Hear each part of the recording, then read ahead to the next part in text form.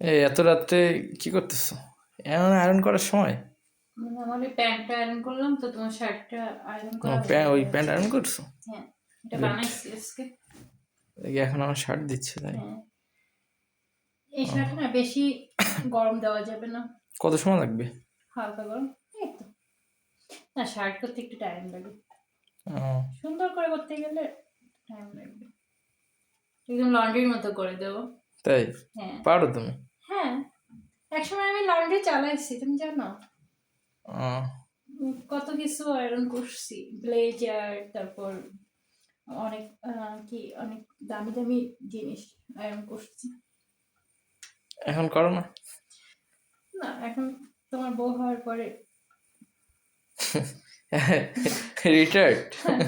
Laundry কাজ বাদ দিয়ে দিচ্ছি। অবসর এখন নিচ্ছে? ঘরে, হ্যাঁ, অবসর করি, এই যে এখন করতেছি।